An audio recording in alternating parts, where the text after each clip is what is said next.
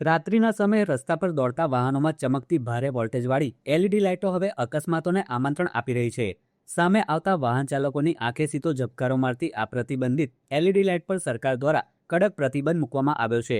છતાં પણ નિયમોનો ભંગ કરી બેફામ રીતે એલઈડી લાઇટ લગાવી ફરતા વાહન ચાલકો સામે વલસાડ જિલ્લા આરટીઓએ હવે કડક વલણ અપનાવ્યું છે. જિલ્લામાં ઠેર ઠેર વાહન ચેકિંગ હાથ ધરવામાં આવી રહ્યું છે. એલઈડી લાઇટ ચાલુ રાખીને વાહન ચલાવતા ચાલકોને રસ્તા પર જ રોકી તેમની સામે તાત્કાલિક કાયદેસરની કાર્યવાહી કરવામાં આવી રહી છે. આરટીઓની ખાસ ટીમ દ્વારા એલઈડી લાઇટ વિરોધી અભિયાનને શરૂ કરવામાં આવ્યું છે. સાથે જ ટ્રાફિક નિયમોની અવગણના કરનારાઓ સામે દંડની છડી ઉગામી દેવામાં આવી છે. અત્યાર સુધીમાં વલસાડ જિલ્લામાં 574 જેટલા વાહન ચાલકોને દંડ ફટકારવામાં આવ્યો છે. આરટીઓ અધિકારીએ સ્પષ્ટ શબ્દોમાં ચેતવણી આપતા જણાવ્યું હતું કે નિયમોનું ઉલ્લંઘન કરનારાઓ માટે હવે કોઈપણ પ્રકારની છૂટછાટ આપવામાં આવશે નહીં અને આ પ્રકારનું અભિયાન આગામી દિવસોમાં પણ વધુ કડક રીતે યથાવત રહેશે.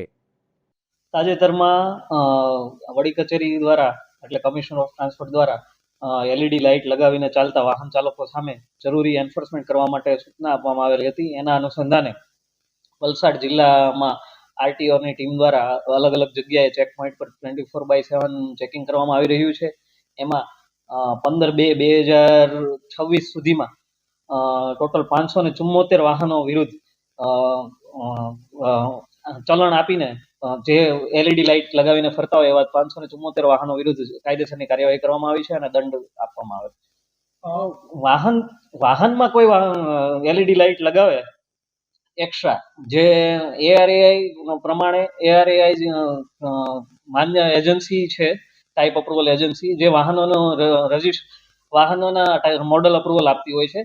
એના સિવાયની કોઈ લાઇટ લગાવેલી હોય બહાર બજારમાંથી મળતી લાઇટો તો એના વિરુદ્ધ જરૂરી કાર્યવાહી કરવામાં આવે છે.